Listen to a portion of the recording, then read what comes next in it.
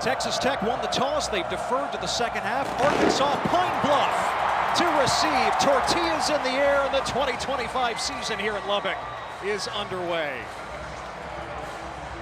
And there are tortillas on the field, and so the new Big 12 rule that was passed just a few weeks ago will take effect. A warning will be given now. 2 warnings before a 15-yard penalty for fans throwing objects onto the playing surface. It's fine if the tortillas land on the sideline. You knew they were going to end up on the field to start the season. You can't take a Texas Tech fan and tell them not to do something, and specifically a thing that is so ingrained in their culture, like tossing tortillas on a kickoff. That is, if you were to explain to someone who didn't know college football why we throw tortillas, that is a good luck moment. A jet sweep for KJ Burke on the first play from scrimmage, and Burke with a nice gain across the 30-yard line, picks up about 6 yards, tackled by Brendan Jordan. Arkansas-Pine Bluff picked to finish last in the preseason. Christian Peters is the quarterback, a transfer from Division II Shaw University in North Carolina. On 2nd and 3, he hooks up with his target, and a short gain on the play as Tech rallies to the football. DeAvery Robinson on the catch. It's 3rd down.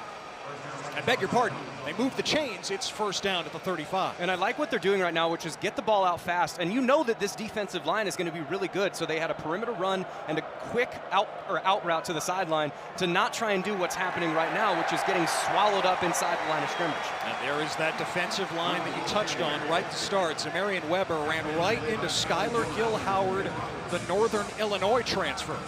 Now, Peters put up solid numbers last year at the Division II level. This is his first time playing a Division I opponent, much less an opponent the caliber of Texas Tech. Yeah, and the Pine Bluff coaches just raved about his arm talent and his ability to execute the offense, and they really wanted to see what he's got. And so far, I mean, it's only been 3 plays, but they've done a pretty good job of moving the ball and moving the ball side to side. Peters. Incomplete and almost intercepted.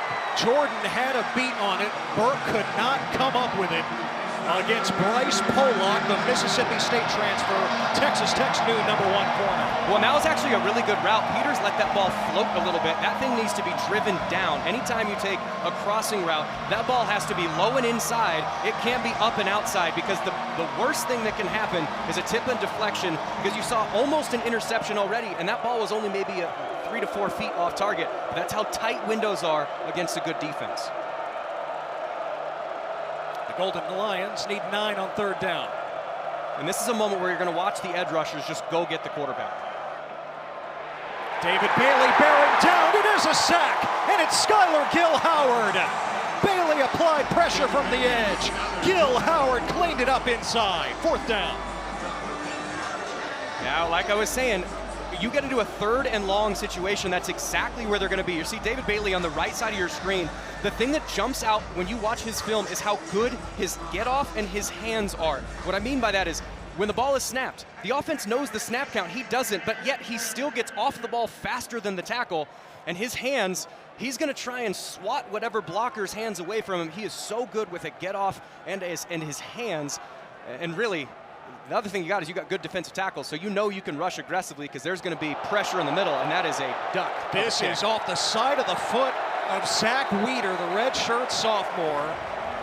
And Texas Tech ends up with glorious field position for their first possession of 2025. Well, Tech went to the portal for just about every position but quarterback, because they had Baron Morton, the 5th-year senior from Eastland, Texas, just outside of Abilene. Tech is convinced he is the guy to lead this team to its first ever Big 12 championship. Well, and he's healthy for the first time, really, in his Tech career. I mean, last year he was coming off a shoulder surgery, and this year he's coming off another shoulder surgery. He had roughly the same injury that Quinn Ewers did, which kept him out for several games last year, but he played through it. Coach McGuire, when he was saying there's metrics they have, they can measure the miles per hour. He was throwing as hard after the recovery as his fastest throw last year. Morton slings it, and that's caught by Caleb Douglas. Tech's top returning receiver had a breakout year a year ago. Behind Josh Kelly, Tavon Hardwick had the coverage. It's a 1st down. And you'll see this up-tempo. Mac Leftwich likes to keep the pressure on. He's very influenced by the Tennessee offense that they had at Texas State. Now it's Cameron Dickey slicing inside the 15. So Taj time is over. Taj Brooks now with the Cincinnati Bengals. And Dickey gets the first opportunity. Quentin Joyner, the USC transfer, would have been the lead guy if he hadn't torn his ACL a couple of weeks ago in a scrimmage. And Dickey with a shorter gain this time as Deron Moore brings him down. And you're going to see a lot of Cameron Dickey. And then the other running back, Jacoby Williams, they're going to be the two guys that pick up the lion's share because, again, you mentioned Joyner tore his ACL. And Taj Brooks, who did so much for this offense last year, they're both gone. So now you have two redshirt freshmen that are going to be the bell cows. It'll be interesting to see how they handle the mesh with their offensive line. So far, it's looked pretty good. Morton fires for the touchdown. Reggie Virgil. Immediate impact for the transfer from Miami of Ohio.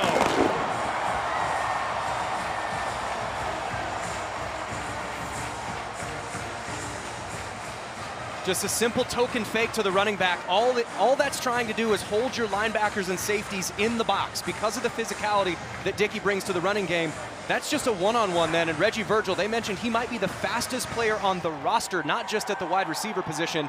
Gets a nice route, and then Baron Morton just drilling a fastball in there. Welcome to Texas Tech, Reggie Virgil. I think the Red Raider fans are happy to have you here. Stone Harrington drills the extra point. And 7-0 Texas Tech, just like that. The 50th career touchdown pass for Baron Morton, and the first for Reggie Virgil. And one of the things, the phrases he's used that I really like, which is, if someone tells you you can't do something, it's not about proving them wrong, it's about proving yourself right. Believe in yourself. And they're facing an uphill fight. I mean, let's face it, this Texas Tech team is very, very good, and as far as resources go, they've got more. So what do you do when you're told that you can't do it? Do you prove yourself right, or do you give in to what the negatives say? Now, fans were a little more restrained with the tortilla toss on this kickoff. It's a couple tortillas. I mean, it's more street tacos than burritos. You know, Arkansas-Pine Bluff picked up a first down on that first drive. Tony Hull, the offensive coordinator, former assistant at Kansas, experience in the Big 12.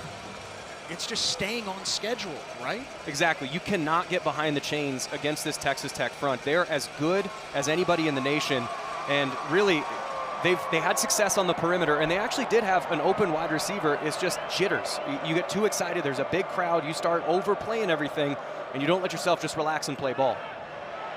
Peters in some trouble, and he goes down right near the line of scrimmage. Jaden Cofield, a sophomore from Austin, who had the sack to preserve the win in overtime against ACU last year, came up with the tackle. Yeah, and this is really just a hockey line change. They went from their starters to basically most of their backups, and their backups are still as good as there is in the nation. I mean, the depth that they have at this defensive front seven, really, and we haven't even talked about Jacob Rodriguez as the preseason Big 12 Player of the Year at linebacker, number 10 back there. I mean, it's an impressive front for Texas Tech. On 2nd and 10, Peters does well to elude pressure, and he throws it away. Once again, that Tech defensive line bearing down. This time it's A.J. Holmes and Amarion Duda-Banks. Yeah, and it looks like Romello Height was there involved in that one as well. And it's just the speed and athleticism. This is, like we said, you cannot be behind the chains against this front. I would look for something that's going to be as getting rid of the ball as quickly as possible. And if you're Christian Peters, you hit your back foot when you take your drop, and that ball has to come out. If you take a hitch or hold on to the ball even a second longer than you need to, you're going to find a Red Raider helmet in your chest.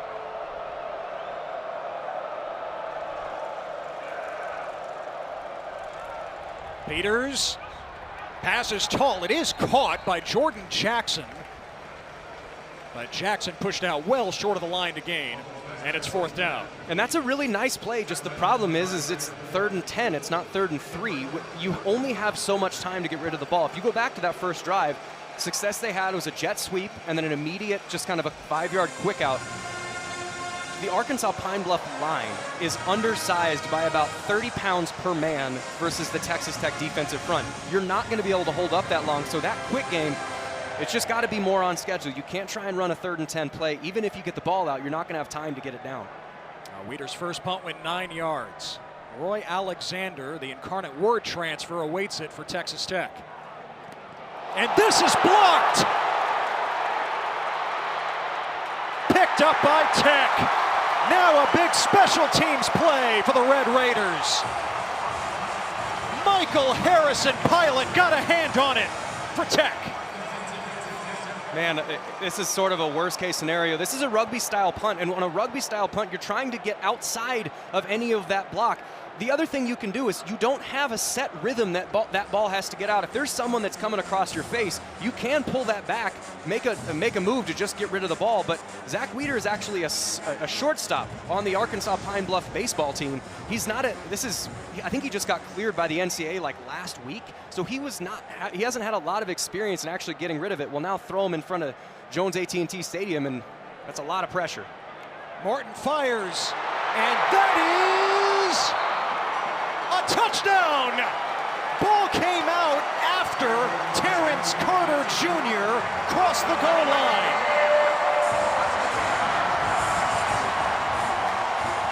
Back-to-back short fields and back-to-back touchdown passes by Morton.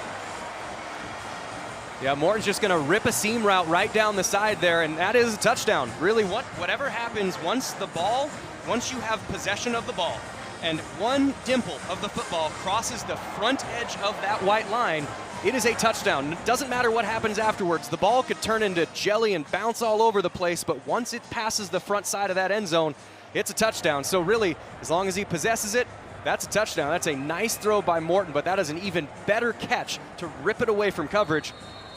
We got two quick touchdowns inside of 5 minutes. Texas Tech looking at a 2-possession lead. And both touchdowns to new targets from the transfer portal. First Reggie Virgil, now Carter from Louisiana, the former Ragin' Cajun, now a Red Raider. And it's 14-0, thanks to the extra point by Harrington. Terrence Carter Jr., he's in the end zone too. That you're trying to shoot for is about 40 yards. A 40-yard play on offense is a huge play. Every special teams play is massive. You have to be able to execute on those even when it doesn't seem like it's that important, like it's a fast forward through the play if you're watching on this at a delay. But it is as big of a play as any other because of how many yards are involved. And it turns out to be Texas Tech's 10th blocked kick. So yeah, place kick or punt in the last 3+ years. That's the most of any team in the Big 12. It's an emphasis for Joey McGuire, special teams coordinator Kenny Perry, in the entire program. Kenny Perry is one of the best special teams coordinators in the entire country. He's one of those guys that's very respected across the college football world. If I'm Pine Bluff here, I want to get the ball as lateral as I can, as fast as I can. I mean that as out to my wide receivers or trying to run sideline to sideline with the speed that I have at running back because I can't compete with the size in the middle.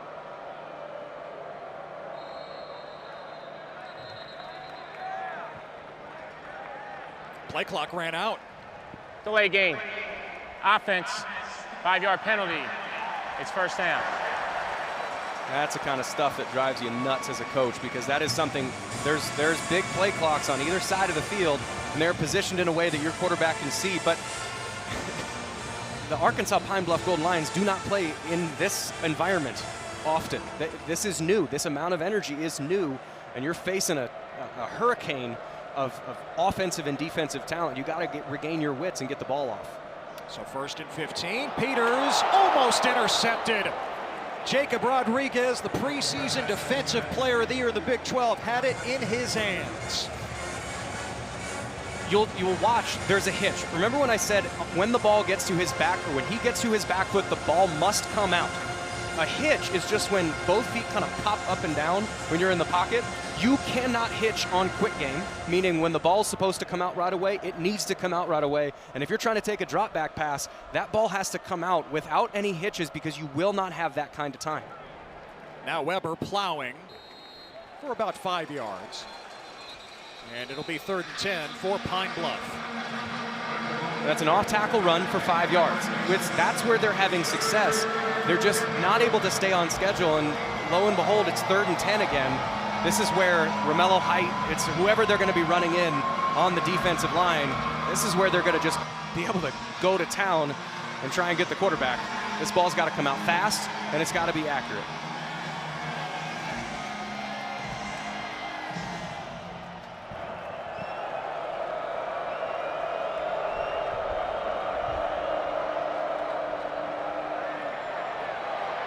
Peters lets it fly.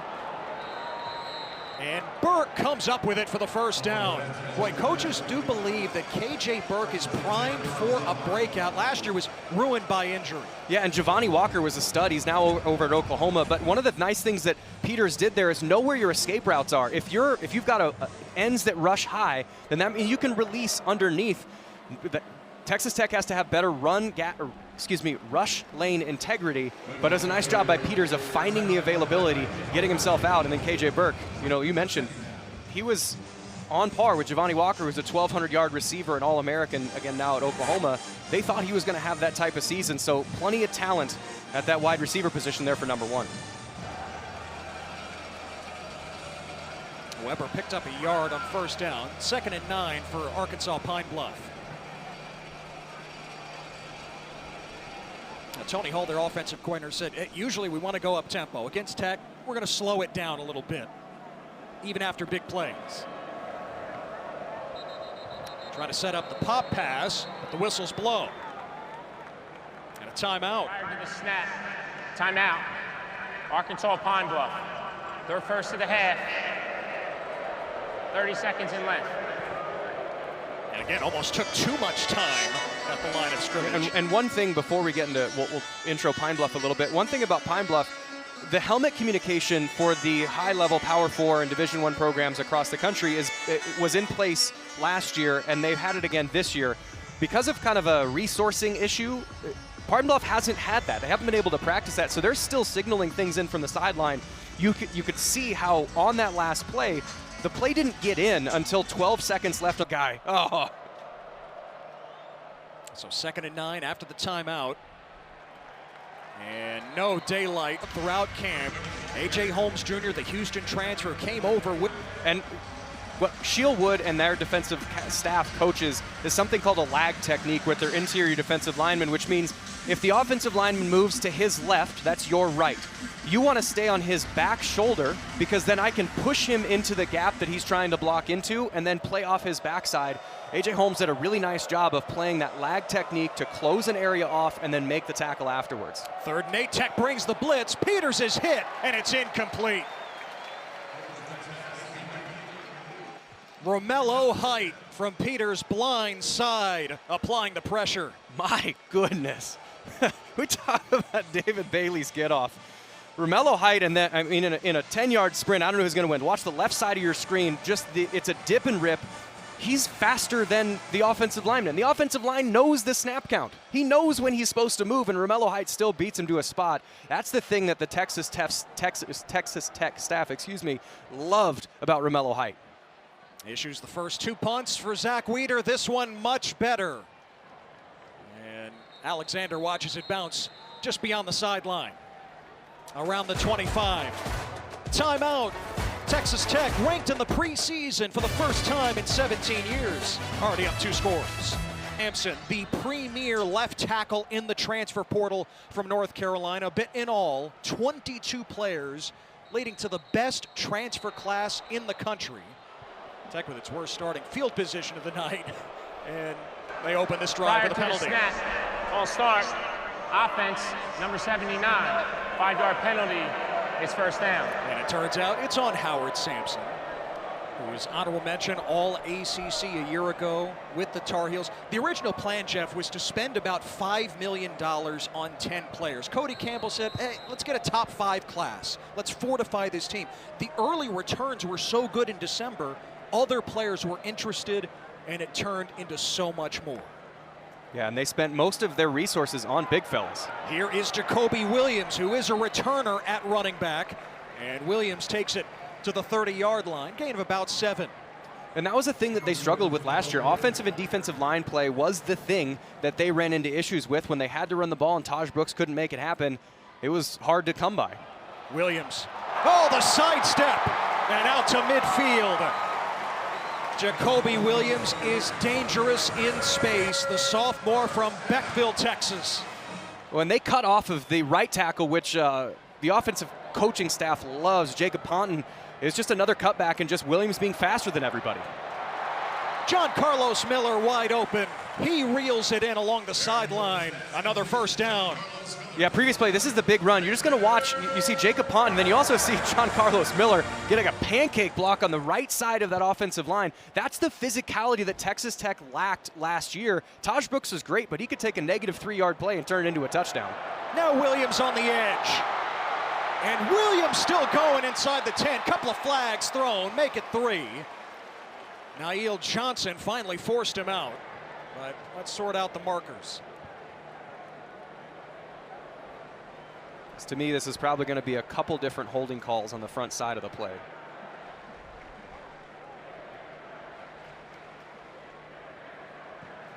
Dan Scanlon is the referee.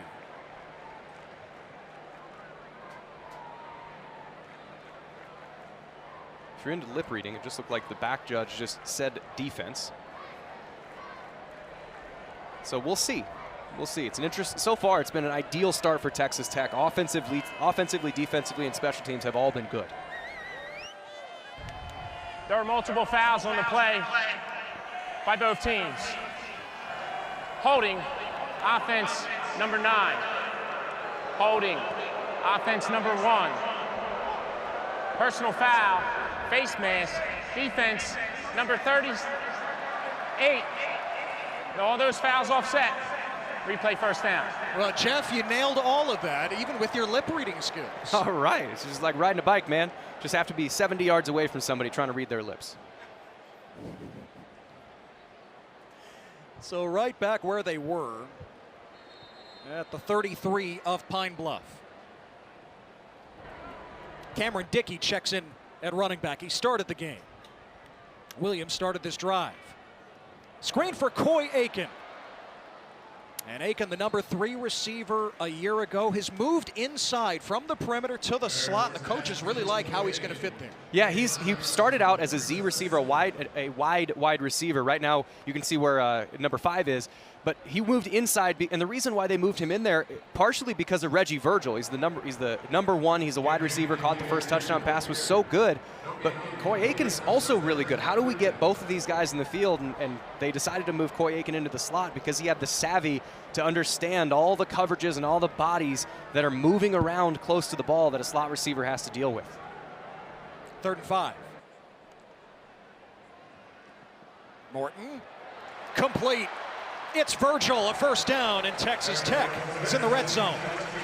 Man, that's a really nice just concept that offensive coordinator Matt Leftwich called. There's 2 receivers to that side. The number 2 receiver, when you count from outside to in, just cleared the space out, and then Virgil made a nice in cut. Morton drilled it right on him, and nice play. And this pass just a little high for Virgil. 2nd team All-MAC a year ago with Miami of Ohio. How about this? Out of high school in Apopka, Florida, his choice was either Miami of Ohio or Eastern Kentucky. This past offseason, it was Texas Tech over Oklahoma, Florida, and Florida State. Sometimes high school recruiting misses, eh? On 2nd and 10, it's Dickey. And Cameron Dickey streaming to the 11-yard line. Man, I love that pace. One of the things that I always like to coach or talk to with young running backs about or just point out is, would you rather hit a linebacker or would you rather your 330-pound guard hit a linebacker? Well, wait for him to get there. I mean, running behind your offensive lineman sounds simple, but when you get the ball, you have this energy to go, I got to go do something. I love Dickey's pace of letting the line get in front and let the blocks happen. On 3rd and 2, Morton misses Aiken.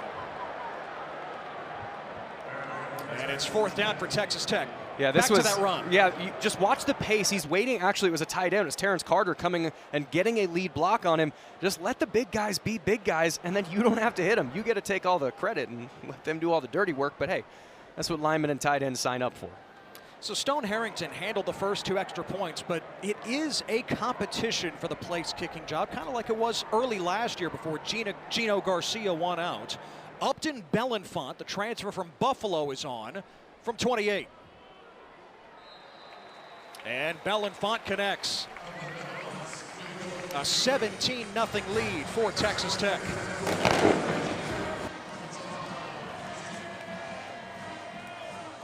It's a bit silly, but the fact that you are in the conversation is different than it has been in years past. Here's KJ Burke on the return for Arkansas-Pine Bluff, and he got stacked up at the 20-yard line. Now, you'll notice he actually did call fair catch, but if you bobble a fair catch and the ball gets to the ground, that fair catch is null and void. You then have to return it. So you are protected if you do your job. It was just took his eyes off a little bit, got a little bit lazy going to catch that, and then had to make what would be an easy fair catch into a much more physical play on special teams. Now, Sheil Wood, the new defensive coordinator, coming over from Houston, did a terrific job with Willie Fritz, both at Houston and certainly the year before at Tulane. We asked him yesterday, what do you expect game one? He said, phenomenal effort through the echo of the whistle. It's one way to put it. Yeah, that's what they've gotten so far. I think they've done a really nice job of being dominant where they're dominant, but also taking advantage of mistakes, as UAPB has made a couple. Brian Sanchez, the freshman, on the catch. Flag is down, and a Red Raider's down as well.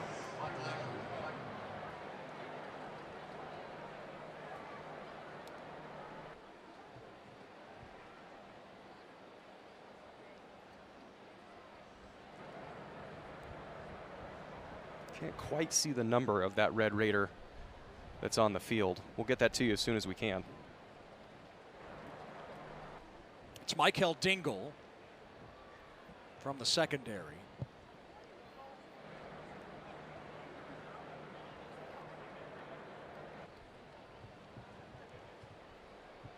And we still await the announcement for the penalty.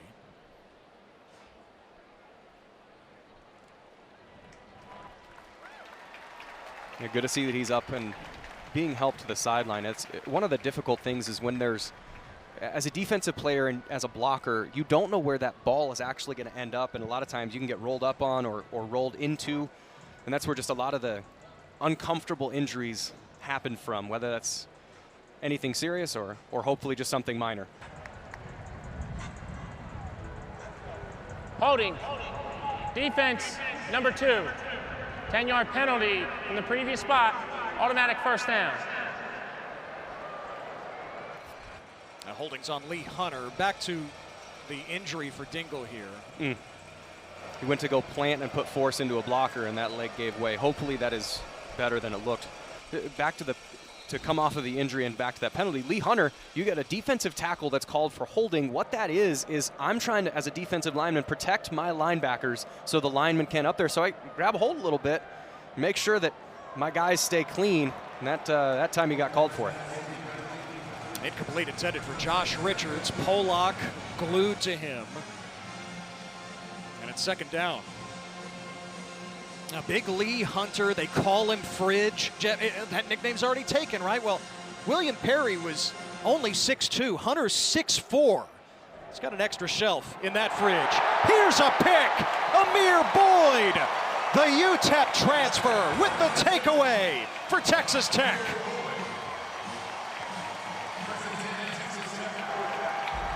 Yeah, Amir Boyd, when we talked, one of my favorite questions to ask coaches in an interview is there anybody that's just character impresses you? And Amir Boyd is the guy that he pointed out. He could not stop talking about this cornerback that he brought in. And you can see it. He was actually playing a zone. He wasn't really even following the man, saw the eyes of Peters watching that route and just jumped it. He ran it the route for the receiver. And when your secondary is able to do that, it's really hard to throw the ball because you can't get rid of it quickly because the secondary is going to jump it, and you can't take forever to throw the ball because your defensive line is going to get there. That's the defense that Sheil Wood wants to put offenses in stress with. So again, outstanding field position for Texas Tech, and Cameron Dickey swerves inside the 25. Man, I don't know if there's an actual bandwagon or a fan club, but the Terrence Carter fan club, he's number 7, he's a tight end. I want to start that. The physicality he's blocking with is absolutely impressive so far tonight. And Dickey close to the line to gain. And Carter's known as more of a receiving tight end. He was one of the best receiving tight ends in the nation last year in Louisiana. Well, don't tell the guys he's pancaking that he's just a receiving tight end. 3rd and inches. Dickey once again. Ball is out. And it's Carter who hopped on top of it. So he catches touchdowns, he blocks, and He jumps on top of fumbles. This one caused by Derek Murdoch. Yeah, this is just a helmet on the ball. Dickey's going to go down in the A-gap, and when it's short yardage, you're not trying to find holes, really. You're trying to find slivers. You're trying to find someone's hip that you can pop open, and really what happened is he got held up and the helmet got right on the ball. You have to be better with that, especially just outside the red zone. This is scoring territory. You go from having a first down to it now being fourth down because of that mistake. Texas Tech going for it on 4th and 2. And Dickey powers ahead for the first down. In Joey McGuire's 3+ years as the head coach, only Baylor has gone for it more nationally than Tech has. And you can see why they did that, especially against a team that you out-physical on the offensive line. You got a guy who can put his shoulder down and go get it. And the other thing I really like, they didn't pull him after a fumble. You're a young guy. You're going to make mistakes. Correct it. Stay in. We're going to reward you for that correction. Jacoby Williams does give him a breather now on first down, and Williams inside the 10. Say Stribling wrapped him up. You call basketball games, right, Ted? A few. Yeah. Screeners, right? If a screener gets there and you run too fast, the screen doesn't get there, they call for a illegal moving screen. Morton to the end zone over the head of Virgil, who was working against Stribling. That guy gets called for a foul, but it's not really that guy's fault. When there are bad run plays, a lot of times the running back just gets too fast. He goes before the screen gets there. What I like that Jacoby Williams has done and that Dickey has done pace-wise is let everything happen. Let the screener get there before you start to move. That makes your job substantially easier. On 3rd and 2, Morton pulls the trigger. It's Carter! Touchdown! ×2!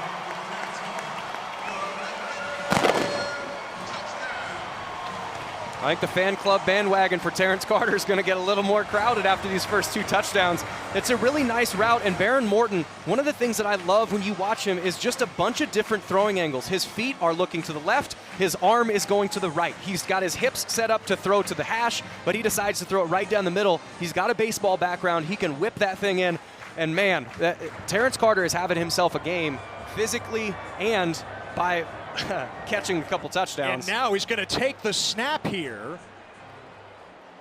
Flag is down as Texas Tech goes for 2.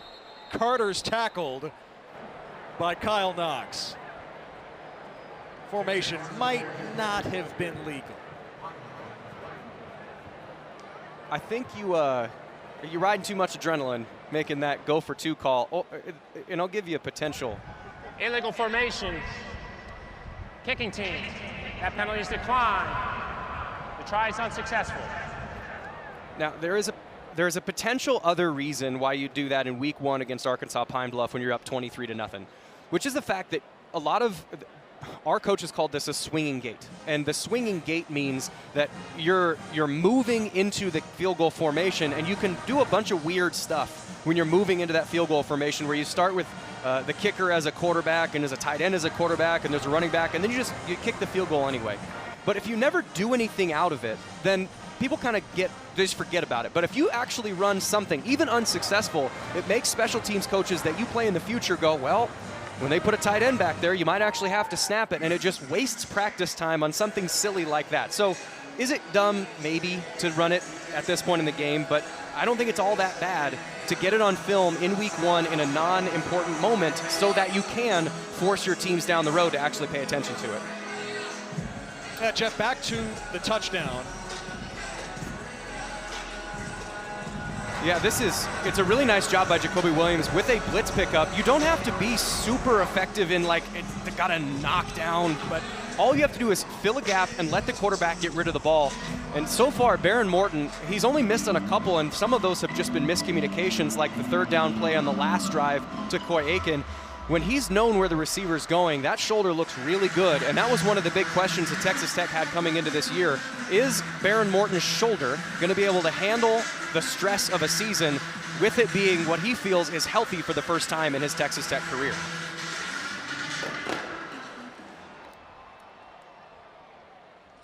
And through the end zone for the touchback. The Texas Tech number 23 in the preseason AP poll, up 23-0 over Arkansas-Pine Bluff. It's been touchdown, touchdown, field goal, touchdown to start for the offense. And the defense has teed off in this debut with all the new faces up front and with Shield Wood as the new defensive coordinator. Yeah, and they've been gap sound. The thing that what Coach Wood wanted is he wanted to be able to communicate between your defensive players to know where everybody is and what your call is, and then leverage the ball, not let anything get outside of, or not let any plays get outside, and anything inside you contain. So far, they've done a good job of that, except for a couple plays here or there. Christian Peters is 4 of 10 for 26 yards and an interception. Trying to set up the screen for Bryant Sanchez, and the freshman is buried. Charles Esters, the third, the first one to hit him. If this defense, Jeff, is just average this year, and by the way, Shield Wood wants so much more than that, Texas Tech is absolutely a playoff contender the way they move the ball offensively. But they were so far below average last year, and certainly previous years. You're talking about the second worst pass defense in the country. Only Tulsa was worse. 8th worst total defense. 122nd out of 134 teams in scoring defense. Jalen Jennings on the carry here, and it's 3rd and 9 for Arkansas-Pine Bluff. And you've heard me talk about hands a couple times as they run both Bailey and Height onto the field on this 3rd and long. The thing that Shield Wood's teams do is on the defensive line, they play with their hands. You can't block what you can't touch. And if I take the hands that you're trying to touch me with and swat them out of the way, then you can't block me. I can get to wherever I want to go. And so far, Tyson Turner on that last play did a great job of keeping the tackle's hands off of him. And they put in then Bailey and Height, who are, I mean, really their main job is just, hey guys, go get the quarterback.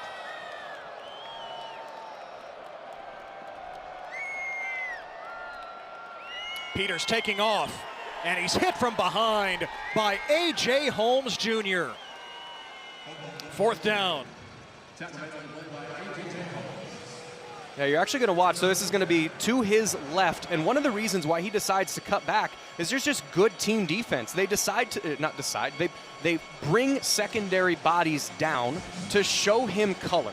And if I don't have to make the tackle, but when I was talking about containment by the defense, that's what that is. You saw number 1 for Texas Tech show his jersey to where Peters was trying to run, so Peters had to change direction, and then football's a team sport. One of my teammates will make the tackle. That's good, sound, fundamental defense, especially with a long down and distance situation, athletic quarterback. Delay game, kicking team, 5-yard penalty, 4th down. Now the second delay of game on Arkansas-Pine Bluff here in the first quarter. It was an adventure for Zach Weeder, his first 2 punts. The first one went off the side of his foot for 9 yards, and the second one was blocked.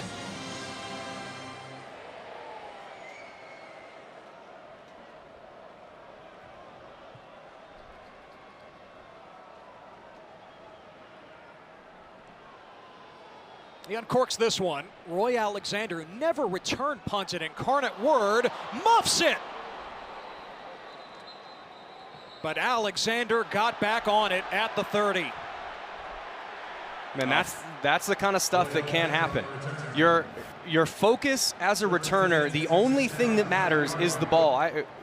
Tom Herman was my offensive coordinator at Iowa State when I was playing there, and he ended up winning a national title with Ohio State. And one of the things that he said is the very start of every offensive team meeting, or at the start of the year, was he would hold the football up and say, the hopes and dreams of every fan of your team is wrapped up in this ball. You need to treat it as such. When you're a returner, the only thing that matters is to catch the ball. And I think you can get a little bit lazy when you want to try and make a return, but it doesn't matter if you don't have the ball. Last play of the quarter, Cameron Dickey with an alley. And Dickey out of bounds, close to midfield with a 1st down. Starting the second quarter in Lubbock, Ted Emmerich, Jeff Woody, our entire crew. Texas Tech, 23 in the preseason, up 23-0, and Baron Morton guns it in. Caleb Payday Douglas with the catch, and Tech is in Arkansas-Pine Bluff territory. The new offensive coordinator, Mac Leftwich, coming over from Texas State. He's having a good night so far, just like Shield Wood, his counterpart on the defensive side. 2 new coordinators for Tech along with all the new faces on the field from the transfer portal. Coy Aiken made that catch for a short gain. Joey McGuire told us, Jeff, Mac Leftwich, Shieldwood, plan 1A on both fronts. They got their guys. Yeah, and it's a really nice mesh for what this team has. Baron Morton runs an offense that is already similar to what Mac Leftwich wants to run, so he didn't have to change much, just able to mesh what he does and what Morton already does. And this is a drop by Douglas.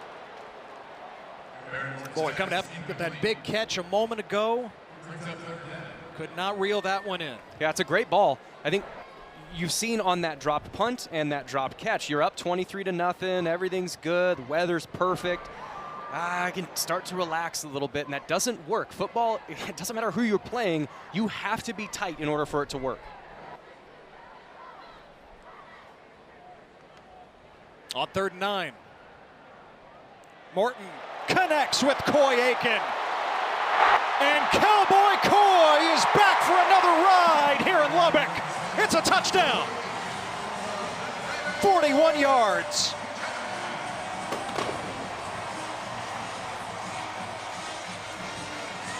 Yeah, if anybody was wondering why they wanted to move him into the slot, this is why. He's playing in the middle of the field. You'll see him come into your screen from the left side. Baron Morton comes all the way back. There's a linebacker short left. There's a linebacker short right. There's a safety deep. You have to have that perfectly timed with perfect spacing.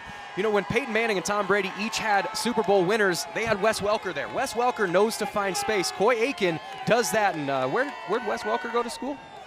Right here, Jeff. You know it. Know how to produce slot receivers down here in Lubbock. 30-0.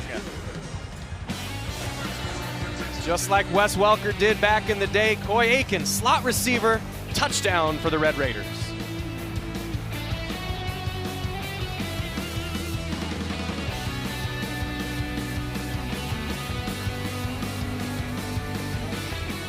Being the toughest, hardest working, most competitive team in the country. And he absolutely embodies all of that. He's a guy that Baron Morton, is absolutely in sync with. And so far, Morton has looked really, really sharp. And if Aiken can be the guy in that slot position as well as the tight ends to be an easy pressure release, the explosiveness they have on the outside, this Texas Tech offense is going to be really, really hard to beat. A couple of tortillas made their way onto the field. I don't believe the officials have made the second warning. Again, 3rd offense with objects landing on the field leads to a 15-yard penalty for the home team. But even though there were some tortillas in the end zone there, I think they let this one slide. I just love the fact. All right, so tortilla. Was it on the tee of Texas or was it on the actual? Yeah. Was it outside? Where's the tortilla? Does the end zone count? Does the end zone count? Tortilla, law and order tortilla unit. Again, they say that if it lands on the sideline, no big deal. And remember, it's not just the tortillas here at Texas Tech. Remember a game at Texas last year, water bottle hits a player, lands on the field. They want to take that away. Here in the Big 12, they passed that rule a couple of weeks ago. Arkansas-Pine Bluff has it from their own 25. Christian Peters on the move. And he hooks up with his target, K.J. Burke. And Burke moves the sticks, working against Amir Boyd. It's good protection there. Livingston Cody's the tight end. They kind of cross-bucked. You see number 87 is just setting an edge there. And then that's Peters outrunning a linebacker to get to a spot. And then K.J. Burke doing a really nice job of coming back to the ball. That kind of stuff, getting on the edge, is what UAPB is going to be able to do to potentially move the ball down the field. Gain of 13. Now to the ground game. And Weber. And Ben Roberts hauls him down after a gain of about 5. And there was a gap there. There was a hole. The UAPB offensive line did a pretty good job, but Ben Roberts just erased that hole. He played over the top of it, and as soon as he saw that was going to be a bounce play, he filled that gap right away. Coaching staff loves this linebacker room.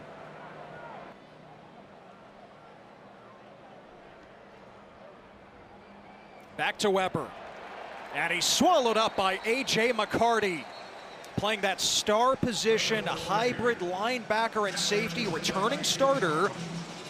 Yeah, that's a loss of 4. Yeah, normally that star position is going to come from the field. So anytime he then sees run, which I believe that was a called pressure, and when it's a called pressure and you have a field side blitz, as long as you don't overrun it, you don't get too high, you're not 10 yards beyond the line of scrimmage, you can go chase the ball down, and Tech did a nice job of forcing that runner to stop, which made it easy to get a come from behind tackle.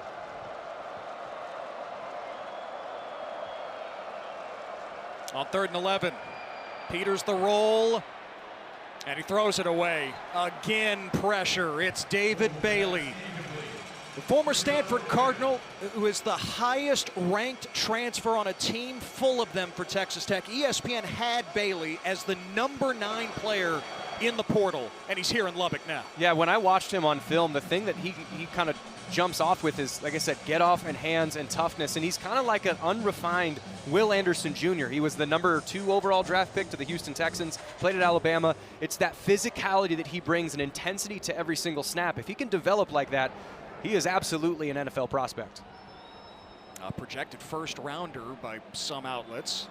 Roy Alexander is lassoed at the 20. Nice tackle by Kyle Knox after the 42-yard punt. A timeout here on the South Plains. Texas Tech up 30-0.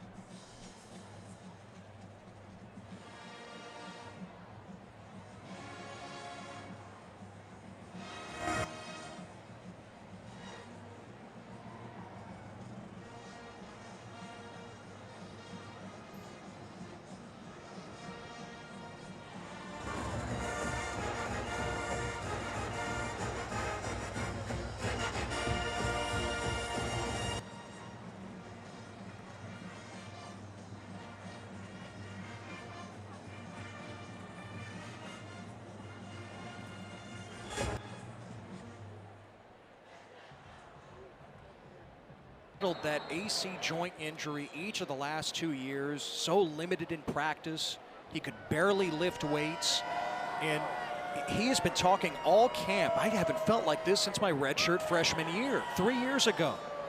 Dumps it to Jacoby Williams, and Williams is dropped by Zay Stribling, loss of a yard. Yeah, sometimes they get you. That was an all hitches route, and they were running zone, which means they're sitting on everything. You might not have a great play. Throw it to your back, see what happens.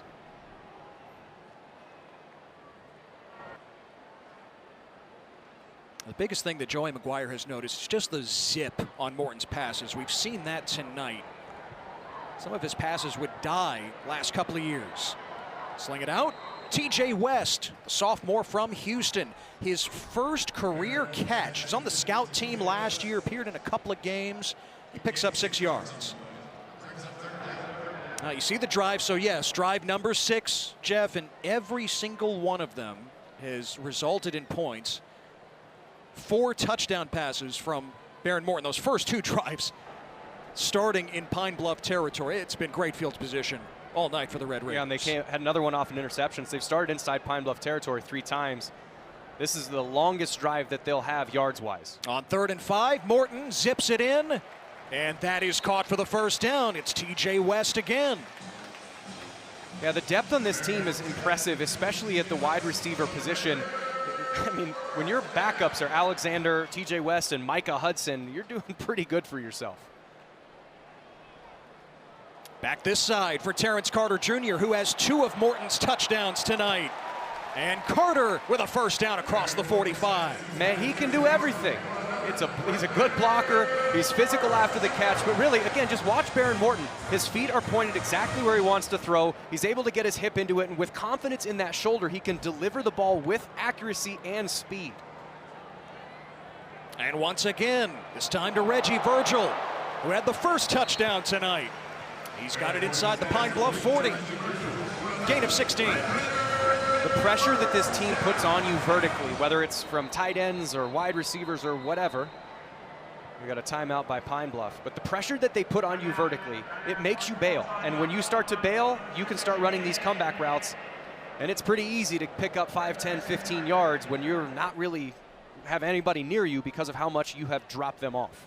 Yeah, and we asked Mac Leftwich, Jeff, what is your spin on the air raid? Everyone puts their own fingerprints on it, and Leftwich, with his background, a couple of years at Texas State, was at UIW in the FCS. He recruited Cam Ward, who became the first overall pick, of course, after that sensational year at Miami. And Leftwich said it, you touched on it earlier. I picture what Tennessee does with Josh Heupel. More vertical routes and a physical run game. And we're seeing that already here tonight. Yeah, it's horizontal spacing and it's vertical spacing. You got 52.5 wide and you got 100 yards deep. Use all of it. And that's what Josh Heupel at Tennessee did. And really it comes from the kind of the Briles era offense at Baylor is the same thing that they would do. And how much offensive success did they have? When you got a quarterback that can deliver the ball around, that's where you can be successful. And here's the physical running game with Cameron Dickey, close to the 30-yard line. The team calls him a teenage mutant ninja turtle based on how he is built at 5'10", 215. And all lats. Morton pulls it. And Virgil has the catch. Down to the 10. That is a terrific ball. When you're having an in-breaking route, that ball needs to be on your chest or your face so you can continue running because there's somebody there that you have to avoid. That ball had enough zip on it for him to catch and run, and it was right on his chest. That is an awesome ball by Baron Morton. Morton has hit his last 7 passes. Look out! Baron Morton goes down. Tavon Hardwick on the blitz. And a flag is down as Hardwick hit him low there. Yeah, Morton's limping around here. He's a tough guy. I hope that's not serious, but that is a low hit on the quarterback. I believe that is a roughing the passer. And Morton never saw him. I think that was a misunderstanding on who's supposed to be protecting him. But you can feel the hush of the crowd as you watch number 2 limp around.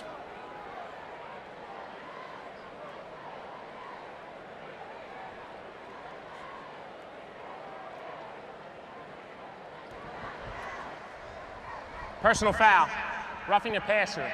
Defense, number 12. Half the distance to the goal, automatic first down. Now, Tavon Hardwick should know the rule. You can't hit a quarterback low like that. Yeah, and he had a free shot at him. I'm not exactly sure. Here's what it was. He was blocked by Cam Dickey. I don't think he was intending to do that. He was on his way to hit him in the waist, and Dickey got just enough of him to kind of knock him off balance. It was more an unlucky play, and really, that shouldn't have been a penalty if he was blocked into him, but he still had enough force. Again, the Texas Tech crowd's a little hushed after that. Jacoby Williams, the hurdle for a touchdown! He went airborne over a Marion Mingo.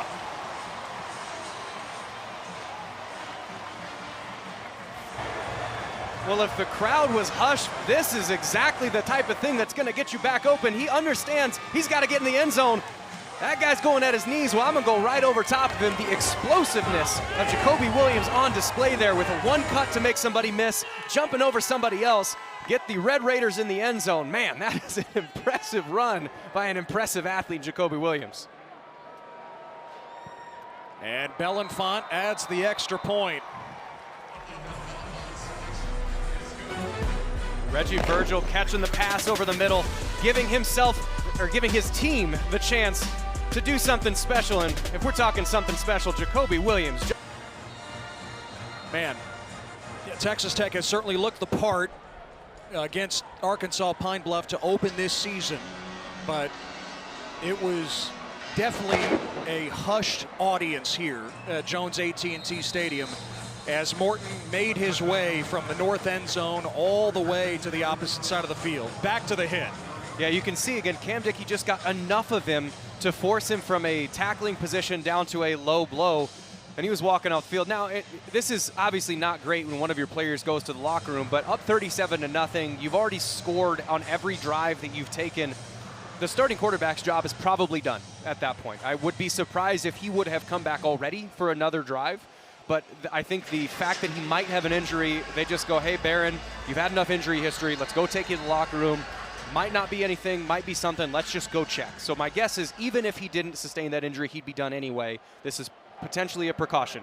We don't know. Yeah, this is. Let's not throw the baby out with the bathwater here. Christian Peters, incomplete. Looking for the true freshman, Ellis Stewart. Yeah, Morton tonight, 16 of 18, 201 yards, 4 touchdowns. He has talked all camp about feeling like a different player after shoulder surgery in December. He's looked it, but now certainly the concern, and for Texas Tech's sake, hopefully he's all right even after that hit. Yeah, and he was the first Texas Tech quarterback to throw 4 touchdowns in the first half since, is it Patrick Mahomes? In a season opener. Is that how you pronounce it? Yeah, Mahomes? you got it. Okay. That's right. He might be pretty good. You enjoyed taking a tour of his new walk-through room that has his namesake at the Womble Football Center that opened back in December. Peters again feeling the heat, and incomplete. Jalen Witcher the target. Romello Height bringing the pressure. Man, the speed that Romello Height plays with is unbelievable. Now, he's a guy who, like I said, great get off, great hands. You're going to watch him on the left side of your screen. It's just a speed rush. Watch his hands swipe down on the offensive lineman, and then it's just a 40-yard dash to get to the quarterback, and he's closing space so quickly that there's no chance to get that ball off with your feet set. Height on his 4th school, from Auburn to USC to Georgia Tech, now at Texas Tech, and ready to deliver on his immense potential. You see him lined up on the edge, bottom of your screen on 3rd and 10. Peters scrambling. And tackled by Jacob Rodriguez, flags fly. It's an 8-yard run. Peters short of the line to gain, but check the penalty. Personal foul. Late hit with targeting. Defense, number 4. 15-yard penalty added to the end of the run. The previous play is under further review. And Rodriguez had him wrapped up, and Marion Horn, the corner, came in late. Yeah, so you'll notice the phrasing that the referee said there, which was late hit with targeting. Now, what that means, rather than just saying targeting, while we're under review here, we're seeing if the targeting applies, because the ejection would apply with targeting. However, the late hit still is there. Whether he hit him late in the shoulder or the head or the chest, it doesn't matter. The late hit will stay. Because he said late hit with targeting, the only thing that's under review is Horn going to be ejected or not? That's really the only question that we have. So if you're Pine Bluff, you're planning this next to be a first down. For my money, it's really hard. It looks like we have the call. The ruling on the field of targeting is upheld. Number 4 is disqualified for the remainder of the game. And you hear some of the new nomenclature this year in college football. We're not messing around with, is the call confirmed? Does it stand? No. Is it upheld? It was upheld. That's what it was called on the field. And Marion Horn's night is done. Yeah, you can see, again, just watch. He's coming from the right side of your screen. His face mask is looking at the ground. So that's the second portion. The first portion is it was to Peters' head or neck area to fenceless receiver. That's kind of a check, check, check. That is 100% a targeting. So Bryce Pollock returns. Horn started the drive at corner. Peters pass too high for Jalen Witcher. Transfer from Delaware. Former FCS All-American, is a true freshman at Presbyterian. And there is one amendment to the ejection rule they've had. They don't have the humiliation now of going back to the locker room. They just take your helmet. You're not allowed to play the rest of the game, but you can still be on the sideline with your teammate, which I think is an improvement on the rule, rather than sending someone in timeout back to their room. You ever have to do that with your daughter? I was going to say, did that ever happen to you? She's too young. Daughter's not yet 2, so she's timeout in her room is more of a good thing. She just goes to sleep and play. No, my child's a perfect angel, Jeff. Aren't they all? Every child is a perfect angel. Also, Nell, if you're watching, go to bed. At this point, it's 8 o'clock. Go to bed.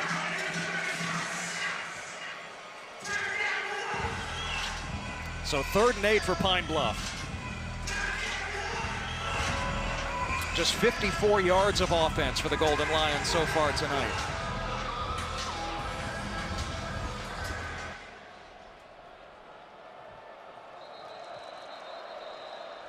And play clock running down again. Got to burn a timeout. 8.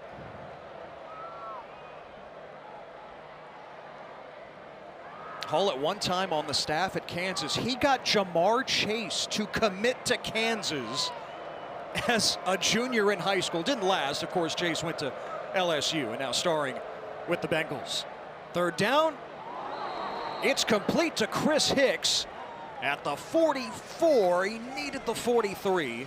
So it's fourth down for Arkansas-Pine Bluff. It's a good route there, you need to shave that thing back towards the quarterback. Just unfortunately, you're shaving it under the sticks. There's a pressure in his lap, but Peter's still be able to deliver an accurate ball. This is absolutely go for it territory, partially based on game situation, but partially if you punt it and it goes into the end zone, you're only gaining 20 yards.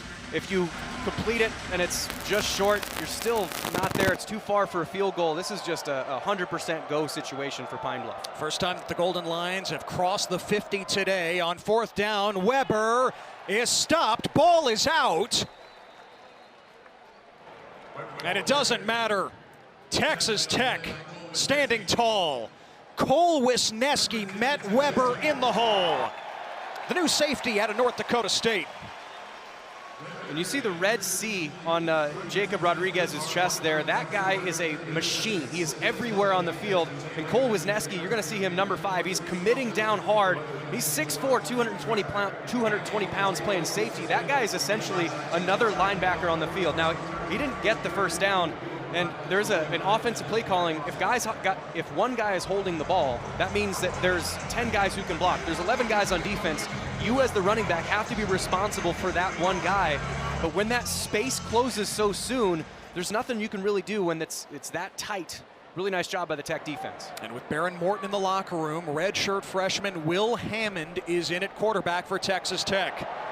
And Jacoby Williams slices ahead to the Pine Bluff 43, a first down. Will Hammond out of Austin, former Hutto Hippo, top recruit a couple of years ago, started the bowl game with, after that low hit. We've not gotten any update yet. Now umpire Brian Hay has to leave the field. Will Hammond at quarterback for Texas Tech. And a first down throw to John Carlos Miller across the 40-yard line. Yeah, when you watch Will Hampton play, he's like Baron Morton light. He has the same kind of a bunch of different arm angles, really live arm. His is just kind of dialing in the details that Morton has dialed in as far as accuracy, reading defenses. He's got a really bright future, and this continuity of this offense should be pretty good of his play style. Hammond to the boundary. Payday Douglas makes a man miss, and he's pushed out inside the 20. Red Raiders back in the red zone. Yeah, it also helps when you got guys like Douglas to throw to. You're going to watch him. He's going to scan middle to the right side, understands where the drop-off is, running a comeback route. And as soon as that corner feels pressure vertically, Douglas throws the brakes on. Hampton delivers an accurate ball. Tech Tech in the red zone again. Taquan Moss was shaked out of his shoes there by Douglas. Now Williams, the patient run inside the 15. Yeah, Williams isn't the biggest guy. He's only a $185, and at running back, that's kind of small. But he does a really nice job of keeping his pads where he needs to keep his pads. You're going to watch him. He's just going to bury himself behind a tight end, and by the time he gets picked up, he's already 2 or 3 yards down the field. 2nd and 5, 2nd and 6 is a really nice down and distance to operate in. You're trying to look for 4 or more on first down. Mission accomplished there by that run. By the way, you can't say that he's small. Garrett McGuire, Joey's son, the new running backs coach for Texas Tech, says, don't call Jacoby Williams small. He will hit you in the mouth every time. 2nd and 6, Hammond to the end zone. Douglas! Did he get a foot down? He did not.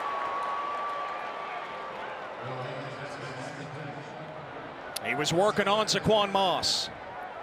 That's an excellent play, or an excellent throw by Hammond. It's just a bit outside, but anytime you're throwing into that, what's called the high back 5, it's just the backside of the end zone, that ball needs to be only where my guy can get it. And if my guy can make a great play, awesome. If not, it's incomplete. We live to play another down. No, it's not a touchdown, but that's a really nice play by Hampton to give his guy a chance, even if it's a little wide of a throw. 3rd down. Hammond.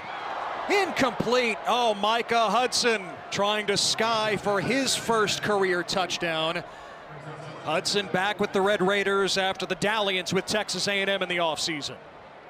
Yeah, and I mentioned high back five. You're trying to put that one up. He just put too much sauce on it. I think the excitement of getting in on opening day had a little bit to do with that one. Just put a little too much Tabasco sauce on that one. High back five is not impossibly high back five. Stone Harrington from 31.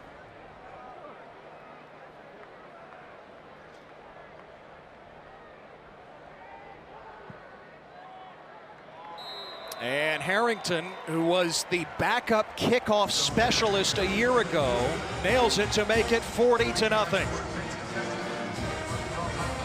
Texas Tech has scored on every possession tonight in their season opener.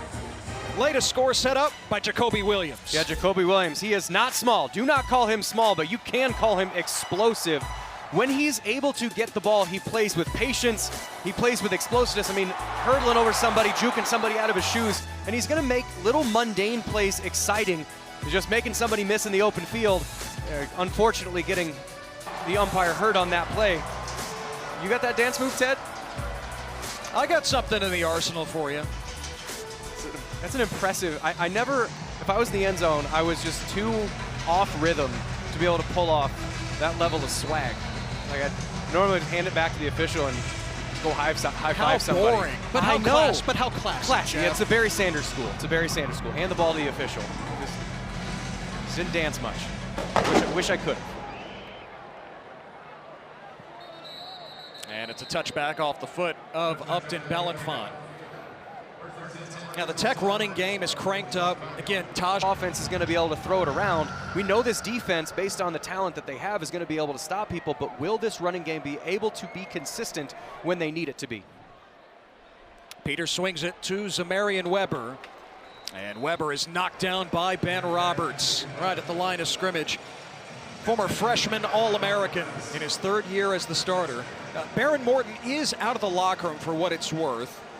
Like you said earlier, Jeff, probably wouldn't expect him to return to the game at this point, but good to see him back on the sideline if you're Texas Tech. Yeah, and like I said, he's had such an injury history. You get up 37-0 or 34-0, whatever it was. Baron, you got 4 touchdowns. You've thrown 2 incompletions. We got it. Take your take your pads off. You're good. It's for him. It's sort of like a preseason game. So it looked uncomfortable. We'll get an update when we can, but it's good to see him back on the field. Jalen Jennings right into the teeth of the defense for a yard. So 3rd and 9 for Arkansas-Pine Bluff. Under 4 to play here in the first half. Yeah, compare Tech's running game to Pine Bluff's tonight. Try 14 carries, 17 yards for the Golden Lions. Yeah, and that's a credit to the defensive front seven. I mean, I would put this front seven up against any front seven in the country, regardless of conference, with talent, experience, and understanding of football between the linebackers and the defensive linemen. It is very, very good. And it's just something you have not seen out here in the Hub City in quite some time, if not ever. Flag is down. Peters' pass is tipped, almost picked off.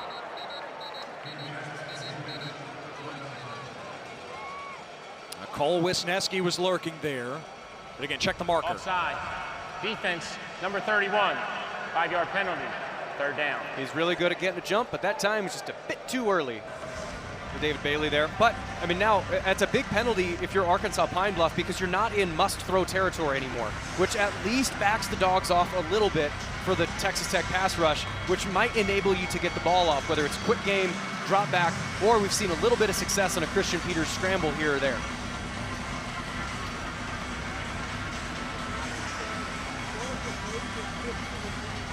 Peters 8 of 18 for 45 yards and an interception.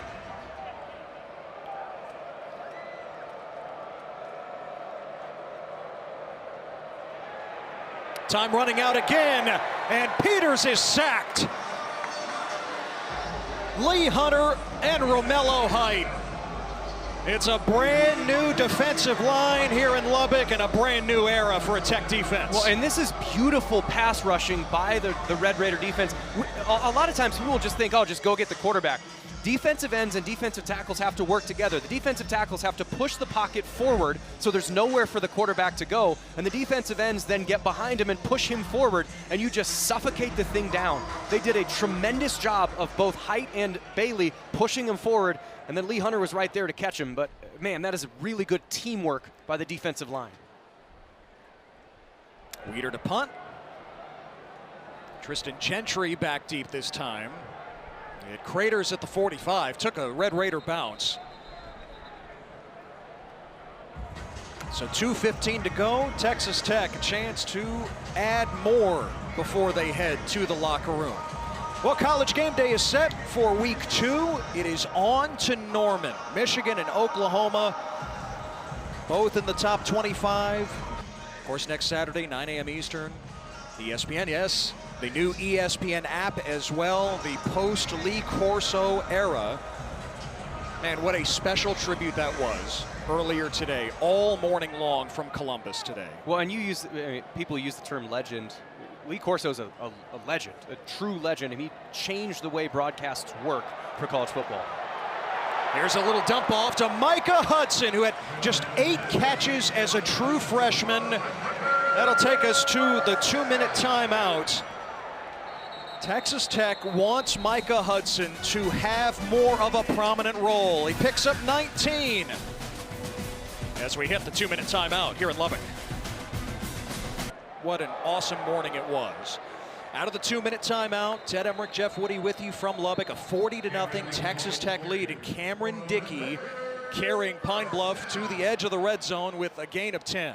Yeah, and back to Lee Corso. I mean, he made game day appointment viewing. I mean, I remember, generations. He's been doing it since the mid-'80s. A couple generations of kids grew up waking up at 8 or 9 a.m., depending on your time zone, and watching what headgear pick is he going to make, and not so fast.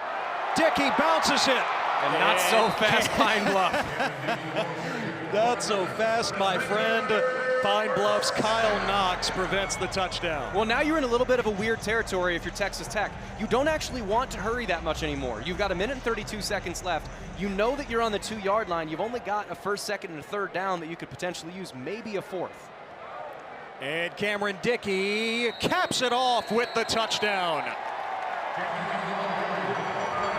His first of 2025. He had 1 as a true freshman. And it's 46-0.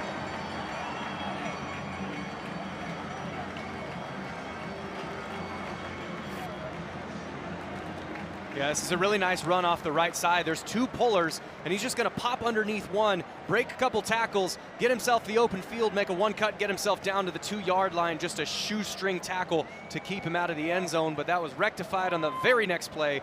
Was able to push himself in, and they are double-checking to make sure that he actually got in the end zone. Ruling on the field of a touchdown is under further review. I think the fans... got to get it right, even at 46-0, yeah, I guess. And the fans have a double dislike on that one because the PA announcer just warned that there's a storm on the way. Yep. So what? I think they don't want him to take the time, and also you just called back a touchdown, so I don't think the Stripes are super happy with the review. We were hopeful that these thunderstorms would hold off. It is a muggy evening after the storms from last night here in Lubbock, but there are some ominous clouds in the distance. Get another look. Is there enough to overturn this is the question. Well, and you have to have the right camera angle, and you have to have the right confidence level that camera angle is exactly down the line. And then you have to be able to see the ball. Where is it covered by an arm? Is it covered by a chest? So there's a lot, usually on goal line reviews, unless there's 18 cameras in the building and there's one that's positioned exactly on the goal line. After further review, the ruling on the field of a touchdown is upheld. Again, noticing the term upheld. But yeah, that play, just any spot play, is usually really hard to overturn unless there is an obvious angle. So most of the time there isn't that. So you're usually going to see an upheld call on plays like that. So the second rushing touchdown of Cameron Dickey's young career.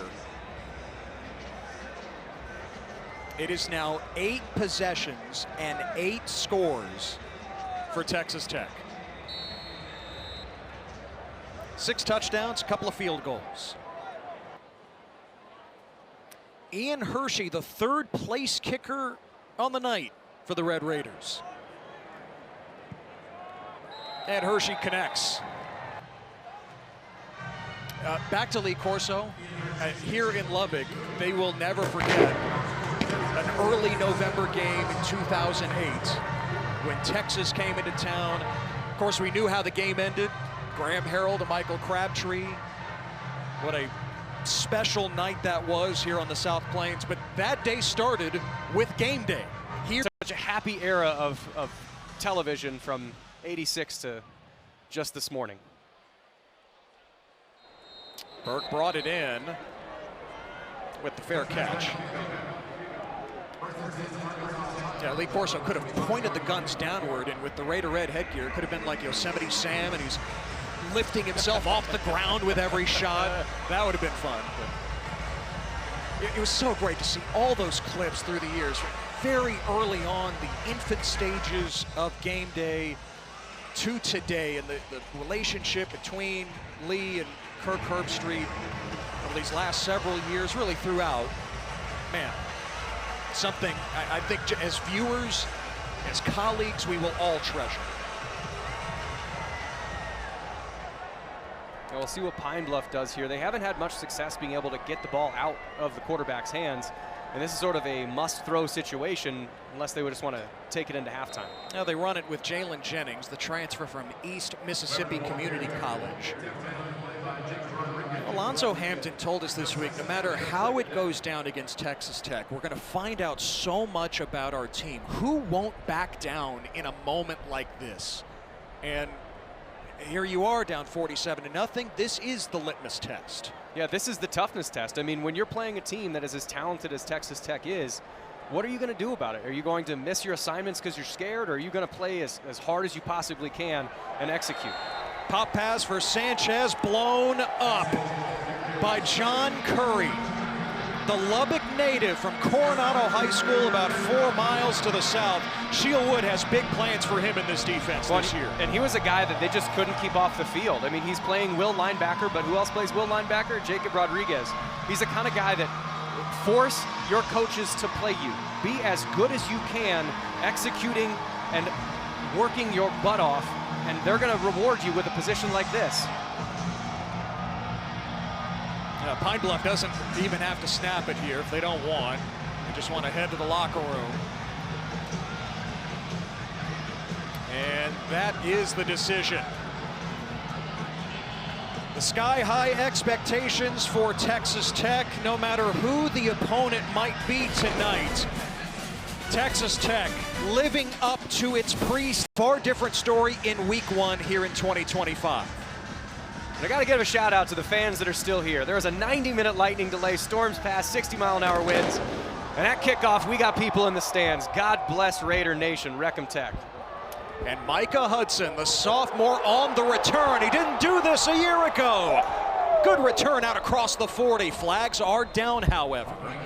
One back at the 26. KJ Burke made the tackle. You know, Hudson was an electric return man in high school at Lake Belton, near Temple, Texas, central part of the state. Number 9 of the return team. 10-yard penalty from the spot of the foul. It's first down. And John Carlos Miller, tight end, out there on special teams, committing the hold. But yeah, Micah Hudson, the story's well chronicled at this point. He left the program after a season in which he caught only 8 balls as the highest touted freshman recruit in program history. Went to A&M, but returned after just a few months, and they want to use him more. You know, he's not as banged up as he was as a freshman, granted. Well, now they get it to him on the screen. Again, speaking of using him, they set him out as a kick return, and they get the ball to him right away. They want to get the ball in his hands, build up that guy's confidence. And one of the things my wife uses this phrase a lot is disappointment is just missed expectations. Set the expectations different of letting him grow, and that kid's talent will take over. Adam Hill is the new running back for Texas Tech. And Hill, a tough run across the 30 for the first down. The redshirt freshman from Albany, Texas. He was on the scout team a year ago. Well, and this is going to be a big role for him. They've only got 3 running backs on the entire roster. They've got Jacoby Williams, they've got Cameron Dickey, and they've got him. Well, if anybody gets a little bit dinged up, he's going to have to play. And these are significant snaps for Adam Hill, and as with the rest of the young guys on the field. Will Hammond is the quarterback. You saw his numbers. Hill, another carry. And Hill's across the 35. He won back-to-back state titles in high school. He was a starting running back and linebacker, and also, Jeff, a 2-time state champion in the 300-meter hurdles. That's a tough man's race. The 300 hurdles is not one you enter with the faint of heart. That is a leg burn like none other. So that's a tough guy. Great pad leverage so far in his first couple runs. Hammond throwing this time. Escaping. And Hammond showing off the wheels. The sea parts for Will Hammond. It's a touchdown. After the lightning delay, a lightning strike, 64 yards. You mentioned it, the sea parted for Will Hammond. This is just all it is a scramble, and it's zone coverage. So everybody's eyes are on him, but they were spread so far, they didn't expect Will Hammond to have the wheels that he does. The safeties were split, it's middle open. You get past the linebacker level, you outrun some safeties, you get yourself into the end zone, young man. That was a tremendous explosive play. And Upton Belenfant with the extra point. 54-0, Texas Tech. Will Hammond from long distance.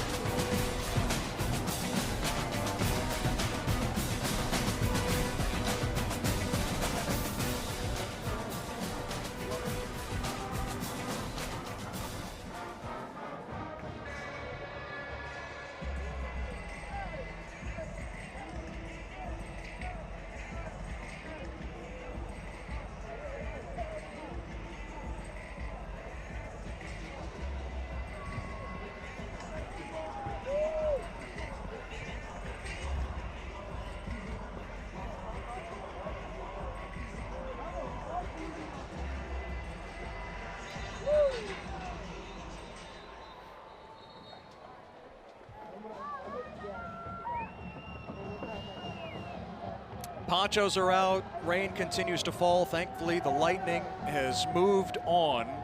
Will Hammond bringing some lightning to the field with that 64-yard touchdown run.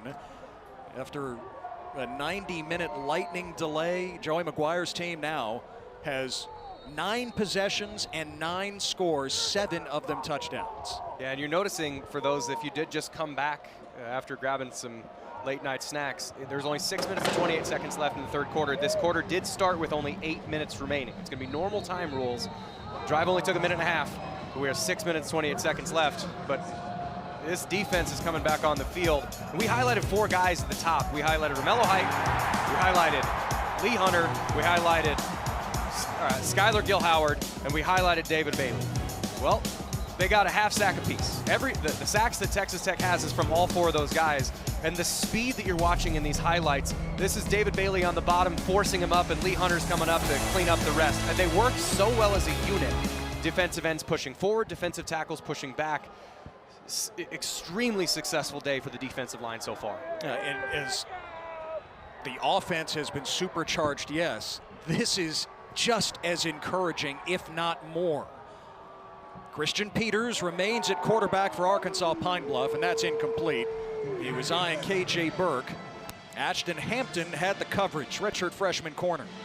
Yeah, they're trying to run a glance. They had some success early in the game doing that, but when you have a 90-minute lightning delay, you have a little bit of time to refresh the game plan, where if they run that glance and you're a corner, you can play underneath it because you know you're going to have help over the top. Really well defended there by Texas Tech. Arkansas-Pine Bluff with just 52 yards of offense in that first half. So Marion Weber churning the legs, and he picks up 5 yards. He's going to be such a good player in the SWAC this year for UAPB. Jeff, how do you deal with a lightning delay like this? You went through it as a player at Iowa State. Yeah, I had an almost 2-hour lightning delay when we were playing at Kansas State, and you really just have to find yourself a way to kind of stay engaged, whether it's talking with your teammates and Some people want to stay loose, some want to dial it in, but by the time you get about, you get the go-ahead, you have to be able to click back in and let alone warm back up, but it's more mentally just staying dialed in to what the game is going to bring. Arkansas-Pine Bluff just 1 of 8 on 3rd down tonight. They need 6. Stick in the belly of Weber, and he's tackled short of the line to gain. Needed a couple more. Braylon Rigsby, the defensive end out of Woodville, Texas, redshirt sophomore, made the play. We asked Sheil Wood, Tech's new defensive coordinator, who are you most excited to see? Maybe somebody outside of the starters in this game? First name he mentioned, Braylon Rigsby. Yeah, and the other guy that he mentioned was the guy that came with him, guy that came with him from Houston, and A.J. Holmes Jr. A.J. Holmes Jr. And just being able to have guys that have high character, that are exhibiting all the right behaviors, might not be starters, but are still staying locked in. And it really is a way to find yourself onto the field. Zach Weeder, the punt. Tristan Gentry brings it in, trying to stay upright, but got clipped down. It's a 35-yard punt. Again, no running clock here, even with the abbreviated quarters, 2 8-minute quarters for the second half here tonight. Yeah, and I think for the rest of the game, what you're going to want to see if you're Texas Tech is sharpness. You want to see sharpness from your backups, from the guys that normally don't get snaps, and really this unit might not have played together because maybe you have some 3s here, some 2s there, some 4s here by the time they get done. So can a unit, can you do your job well enough that we can plug and play anybody in? Because you never know, late in the season, somebody sprains an ankle and somebody gets a cramp and you got to play, even if you're 3rd string.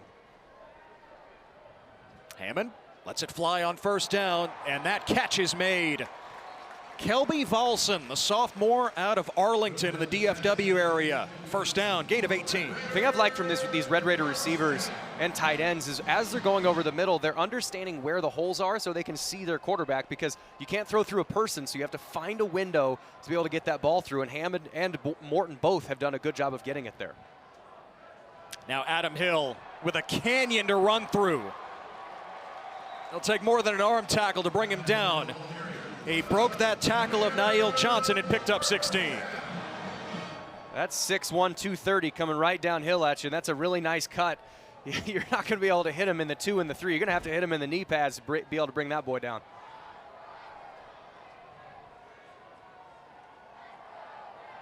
Free play. Pine Bluff jumped. Hammond to the air.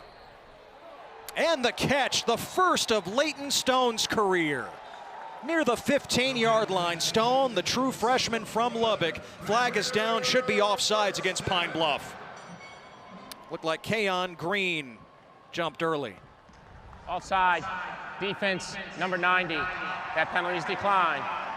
Result of the play, 1st down. Yeah, when we say free play, I mean, that everyone thinks of Aaron Rodgers when they do that, is if you draw them off sides and they're in the neutral zone at the snap, you throw an interception, they return it back for a touchdown, you have the choice of taking the penalty. So there's no downside. Just huck it down the field. And they actually converted that vertical route to a comeback. That's really high-level football from these backups. Now Hill plowing ahead inside the 10. Down to the 9-yard line. Yeah, so Hill out there, Leighton Stone, first action of his young career, making that catch. Leighton Stone, the son of Tom Stone, the winningest coach in Texas Tech women's soccer history. Stone was a star just across the way at Friendship High School.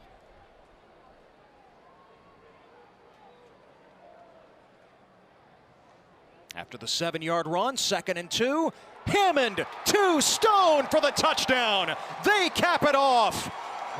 The first of Leighton Stone's career. And Tech has hit 60.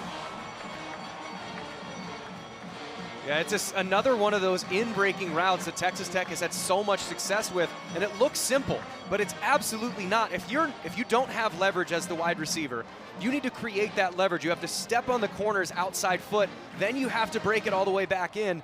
In order to find that opening, you have to stem that route right, and then Hammond has to drill that one in. That's a really nice connection between those two young guys.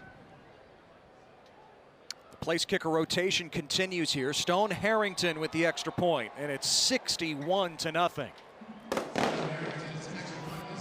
Man, that's got to feel good. All the congratulations, and for good reason. Leighton Stone's first touchdown. Yeah, I mean, if you're a hometown kid, it just means a little bit more. And you grew up going to these games. You grew up meeting with all the coaches, all the athletic trainers. You just know everybody, so it's kind of in his DNA to be a Red Raider. And now that he is, yeah, exactly. And really, if you're Arkansas-Pine Bluff, you need to continue to sharpen up. This is the best competition you're going to see all year. Are you going to be able to execute against the best so that when you do play teams that aren't this deep of a roster, this big, this strong, when you're playing in the SWAC, you have the ability to then execute. This program has been on the rise, even though the record hasn't quite indicated it. They've gotten better year over year. Their goal now is to finally break through that threshold and win. It's just a really hard start against a Red Raider team that is as deep and talented as they are. And when they're coming on the road with 3 charter flights and 2 or 3 layovers and all of it stacked against them. So if you're a Golden Lion fan, you cannot be that disappointed with the result and think that the season's over. There's a lot of fight in this team, some talent that we've seen tonight, even if the scoreboard doesn't indicate it.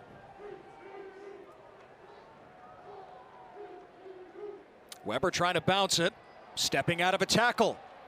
And Weber with a nice run. Close to the first down marker. He broke the tackle of A.J. McCarty.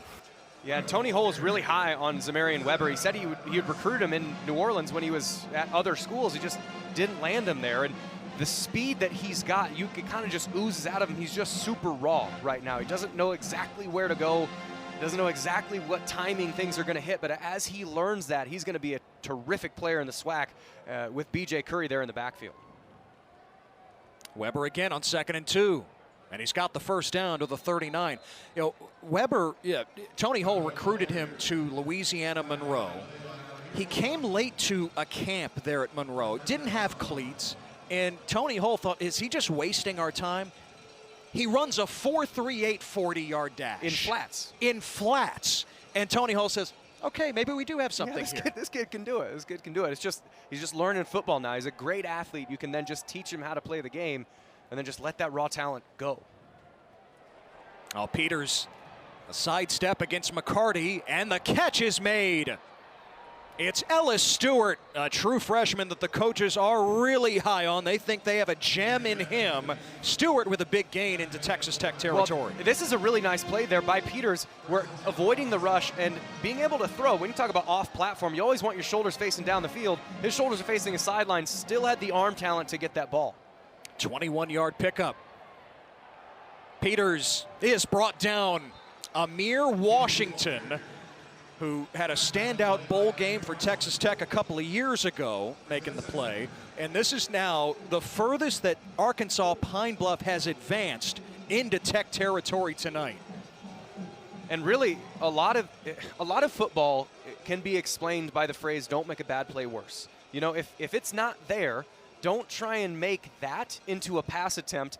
It's a 1-yard gain. That's way better than throwing an interception, so it's a nice job. The play protection fell apart.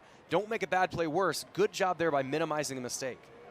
Trying to set up the screen for Sanchez. It's off his hands. I mean, this is a part of the growing pains for Christian Peters. Yes, he's a 5th-year senior at quarterback. He's also never played at the Division I level before, coming from D2 Shaw University. Yeah, and he's always had, I presume, he's always had more time than he's had tonight. And so you're not used to the clock being so fast. You know, I'm an avid but average golfer. Imagine if you didn't have someone put the ball on the ground and then just held a baseball bat behind your head and said, if you don't hit this in 2 seconds, I'm going to hit you with this. That's what playing quarterback is like. And that clock just gets faster and faster the better talent you play. It's kind of how it feels when I get out on the course. It's neither here nor there. 3rd and 9, Peters. Oh, the shovel pass to Weber for the first down. And Weber still going inside the 25. Nice improvisation there. Malik Escara pushed him out. Boy, the clock didn't start there, and it continues to run now under a minute in the 3rd. I believe they rectified that clock, but that type of play, that looks like a guy who wore 15 here a while ago. You know, it's a shovel pass, get the ball to an open receiver on an outlet. When you're under pressure, let them make a play. It's a nice play there by Peters. Good drive for him. That went for 19. Now Weber up the gut. Woody, our entire crew. Again, 8-minute quarters here in the second half after the 90-minute lightning delay at halftime. And Christian Peters has been under pressure all night long, has to throw it away with A.J. McCarty breathing down his neck. Yeah, but don't make a bad play worse. You escape the pressure, you know that nothing's gonna happen. Throw the ball into the first row of the stands, you reset and do the down. The more you try and make something bad into something good, 9 times out of 10 it turns into something worse. And every once in a while you might make a great play, but you have to realize to play within the system and understand what your game is actually involved with. Peters has had a really nice job on this drive, making plays when they're there and throwing it away when they're not. 3rd and 4. The pop pass to Bryant Sanchez, the true freshman, fastest player on the team. And Sanchez is twirled down near the marker. Looks like he's just short. Peyton Morgan and Wesley Smith collaborate. It's 4th down. A really good job there putting his shoulder down and trying to get there, but he's still about a yard short. And with how the running game has gone for UAPB so far, this is far from a guarantee to get that yard.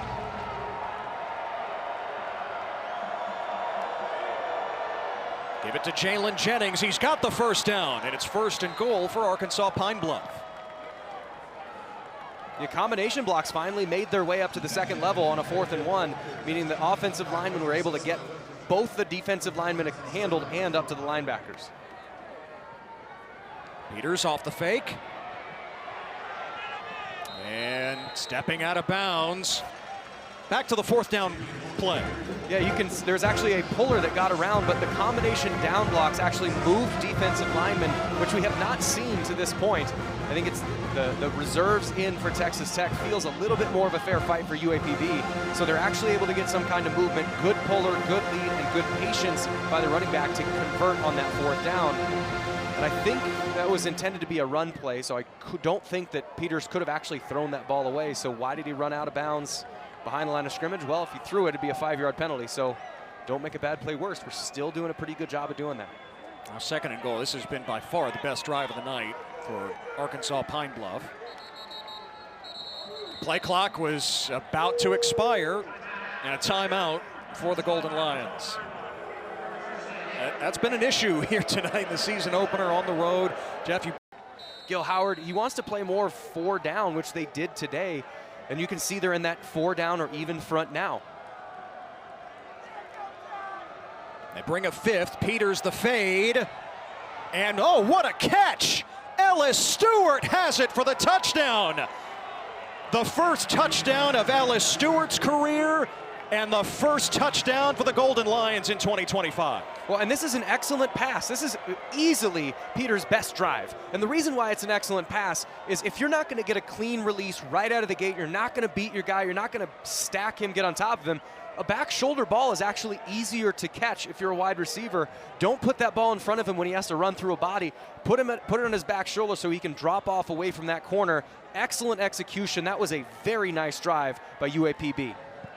All SWAC kicker Trey Glimpf with the extra point. And by the way, Ellis Stewart beat a starting corner on that play in Amir Boyd, who had an interception earlier. Arkansas-Pine Bluff on the board here at UAPB for the rest of the season.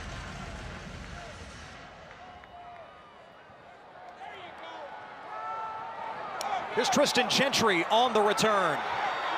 Gentry across the 30. Flag is down from behind the play. Gentry stepping out of tackles, still going at the 20, and finally clipped. But again, a flag back in Texas Tech territory. Holding return team number 6. 10-yard penalty from the spot of the foul. It's 1st down. Nothing pops a balloon like a holding call on a big special teams play. And that's the 2nd big return that they've had. Even though it was called back, there's going to be on the left side of your screen, there will be a hold, which kind of helps open everything up. Right. I mean, it was on number 17. Yeah, right there. It was on number 9. Kelby Valson. Holding number 38 for UAPB. It was absolutely at the point of attack. That play probably doesn't happen without that hold. But you have 2 big returns, even with there's 2 holding calls that come back. Don't think that other teams aren't seeing that on film. Those are still included in the film package that the next teams are going to have to watch. And the coaches are going to say, hey, this Texas Tech return game is strong for the Red Raiders. And the 3rd quarterback of the night for Texas Tech, Mitch Griffiths, the former Wake Forest Demon Deacon, who was working in construction a year ago. And Griffiths to the air on first down. And the catch pulled in. No, he's out of bounds. That was Price Morgan. Couldn't get the feet in.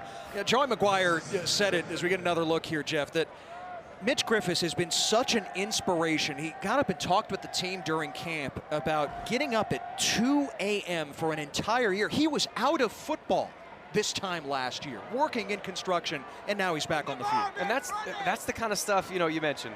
What's in it for these guys coming back out and playing? That. Rewarding that kid's attitude, his effort, the character it takes to come back to doing something you love after waking up at 2 a.m. to go do construction for an entire year. That's the kind of story that the fourth quarter of these games provide. Griffith's message was, listen, you got to enjoy this grind in camp. This is so much more fun than working 2 a.m. to 2 p.m. and pouring concrete for 12 hours at a time. I've done concrete before, and I do not envy someone who has to do that all the time. Griffiths to throw on 3rd and 6. Or will he scramble for it? Yes, he's got the first down. You think Mitch Griffiths is excited to be back on a college football field or what? You think he's excited? You think he understands the opportunity? He's probably not going to get a lot more of these opportunities for the rest of the year, knowing this is the show that he gets to have. Put on as much excitement as you can, but that's still, don't make a bad play worse. Nothing's open. Go scramble. Get the first down. Serve your team and what it needs. Now the screen. And Tyson Turner has it for Texas Tech to the 35.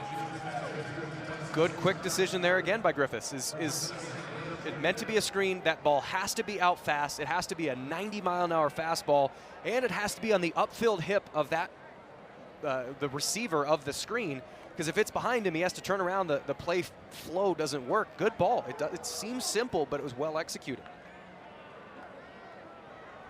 Off the pump, Griffiths taking a shot. And into double coverage, incomplete, but 2 flags. Bryson Jones, the freshman from Frisco, the target.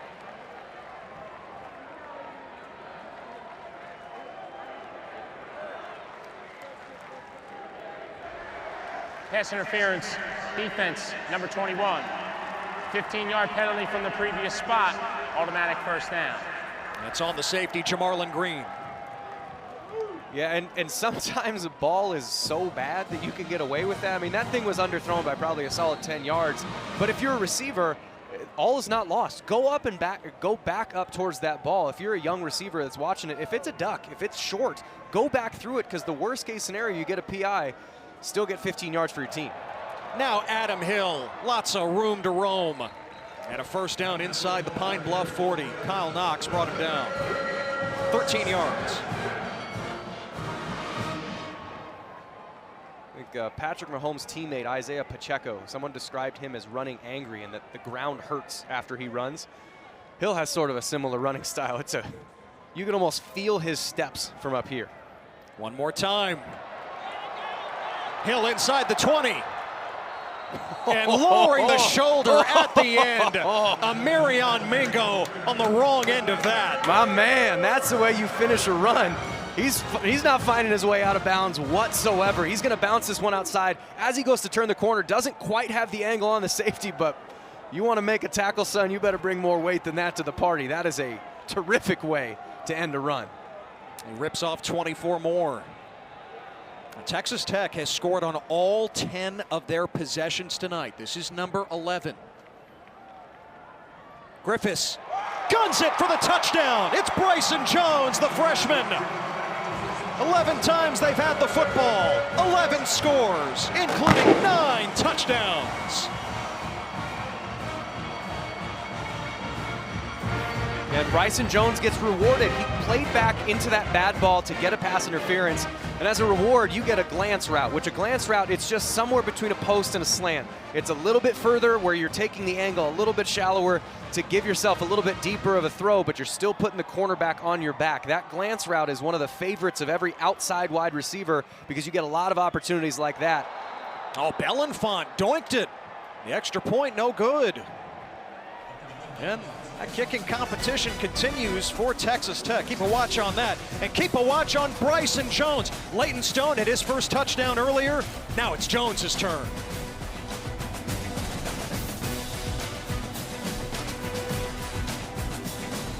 Texas Tech up 67-7 over Arkansas-Pine Bluff here in the season opener in Lubbock. Ted Emmerich, Jeff Woody, our entire crew. As Stone Harrington sends it away, it is another touchback. Well, the all-new I feel like the only people still around are Tech fans and the Sickos committee, but we will take it. Hey, if you stuck around, you see 12 different Texas Tech receivers catch a pass. That's a fun little stat for you. I've seen a defense that has rallied to the football all night. Zamarian Weber on the run here. Arkansas-Pine Bluff's leading ball carrier tonight.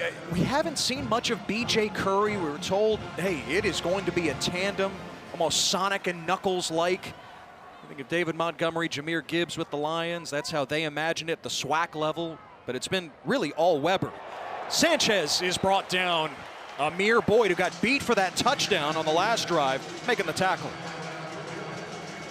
Yeah, really nice job there triggering by Boyd. I think they just want to get him reps, want to get him as much in this system as they can to get him comfortable for when, I mean, you got big dogs coming down the road. I mean, this Texas Tech schedule, it's not unfavorable, but they've got 3 massive games throughout the season. It's at Utah, at Arizona State, and at Kansas State. You win 2 of those 3, you're probably in Arlington. You win 1 of those 3, it's a disappointing season. It's how big those games are. Boyd's gonna have to be good when you get to those games, so that's what these reps are for now. 3rd and 7. And Peters with a first down throw to Bryant Sanchez. Cross midfield, and that'll take us to the 2-minute timeout. 67-7, Texas Tech to open the year here in Lubbock.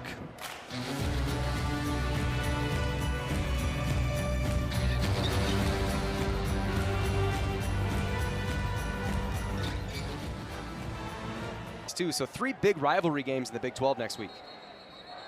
And a 2-minute timeout, flag down. It's probably encroachment on the defensive side, unless they false start.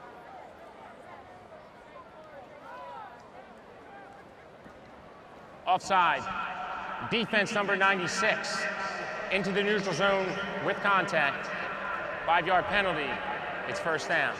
That's on Keyshawn Williams. Okay, Jeff, projected forward. And again, not every game's going to be 67-7, but are you buying into Texas Tech as a Big 12 title contender? 100%. 100%. Defense travels, and that's the reason why.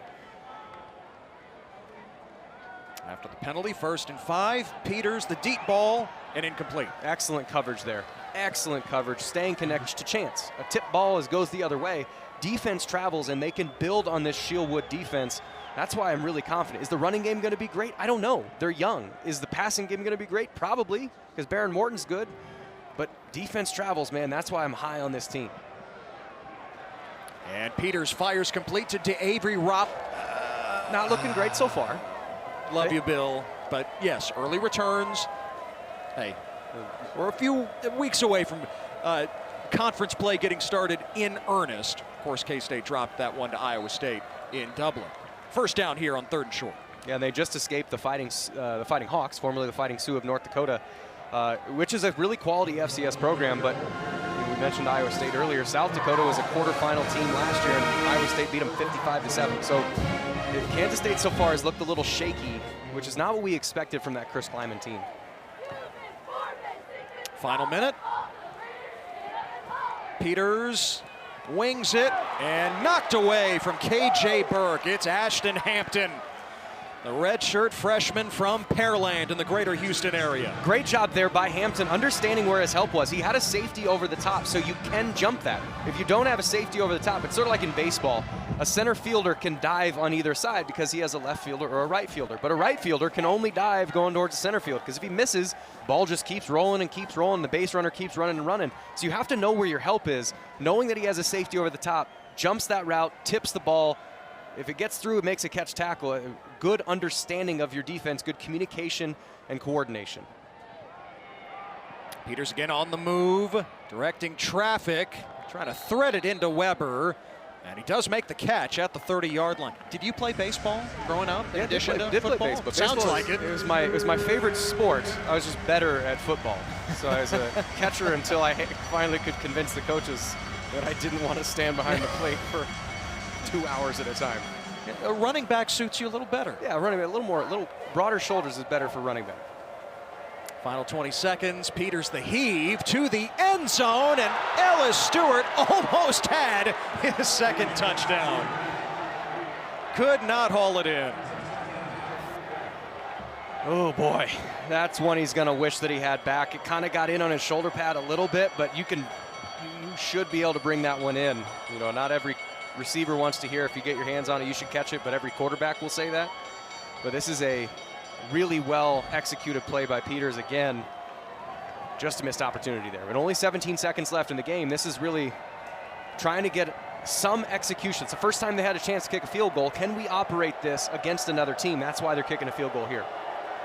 And from 47 yards, Ty Ackerman, the true freshman, has a huge leg out there, wide right. So the product of Edmond, Oklahoma, cannot convert. 12 seconds to go. Texas Tech has it back. Yeah, Trey Glint is an all-conference kicker, but his range is out to about 35. They bring Ackerman on. He's got the big leg and just couldn't hit it. Yeah, and really, again, why would you kick a field goal down 67-7? Well, operations is really hard. It's throw, hold, kick. Those things have to happen, I mean, really, really quickly. Can you do it against someone else? Can you do it in some kind of pressure situation? Snap was okay, hold was okay, kick was a little push. So can we operate under those circumstances? That's what you're trying to get on film. Whether or not he makes it doesn't really matter, but that's what you're trying to do. Well, for the first time tonight, Texas Tech's going to have a possession that will not end with a score. It was 11 for 11, either a touchdown or a field goal, until Mitch Griffiths takes the knee. 67-7 the final as Joey McGuire